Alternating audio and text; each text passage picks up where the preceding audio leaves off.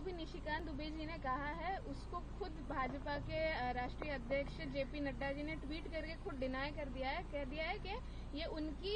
Personal opinion है, ये भाजपा का ओपिनियन नहीं है कि सुप्रीम कोर्ट पे मतलब मुझे लगता है जो दुबे जी हमारे संसद के सदस्य है, उन्होंने सुप्रीम कोर्ट के बारे में जो भी बयान दिया है, जेपी नड्डा साहब भारतीय जनता पार्टी के अध्यक्ष है और उन्होंने मतलब उसको रिफ्यूज किया है कि भाई ये भूमिका बीजेपी की नहीं है और सुप्रीम कोर्ट का हम आदर करते हैं। सुप्रीम कोर्ट संविधान के माध्यम से उच्च स्थान पर है, लेकिन सुप्रीम कोर्ट से हमारी भूमिका हमेशा रही है कि माननीय बाबा साहब अम्बेडकर जी ने संविधान में जो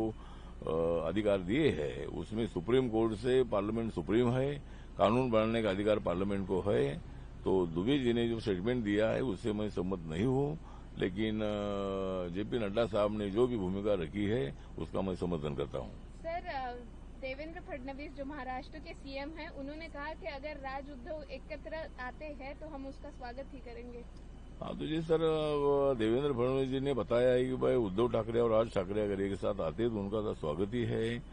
और मुझे लगता नहीं दोनों एक साथ आएंगे, लेकिन अगर एक साथ आते भी है तो देवेंद्र फडणवीस जी ने जिस तरह उनका स्वागत किया है उसी तरह हम भी उनका स्वागत करते हैं कि भाई अगर दोनों भाई एक साथ आते तो बहुत अच्छी बात है, लेकिन महाराष्ट्र के राजनीति में उसका कोई विशेष इफेक्ट होगा नहीं। उसमें हमको फायदा ये होगा कि उद्धव ठाकरे साहब और राज ठाकरे जी एक साथ आते हैं तो महाविकास आघाड़ी में उद्धव ठाकरे का स्थान नहीं रहेगा और कांग्रेस पार्टी और एनसीपी जो है शरद पवार साहब की, वो राज ठाकरे को लेने के लिए बिल्कुल तैयार होगी नहीं और उद्धव ठाकरे जी को महाविकास आघाड़ी छोड़नी पड़ेगी और एक नई आघाड़ी बन जाएगी तो उसका और भी ज्यादा फायदा हमारे महायुति को होगा। तो मुझे लगता है कि राजनीति में कब क्या होगा मालूम नहीं है, लेकिन हमारी महाविकास आघाड़ी को टक्कर देने की जो हमारी भूमिका महायुति की है, महायुति बहुत बड़ी स्ट्रांग है। अपन विधानसभा में देखा है कि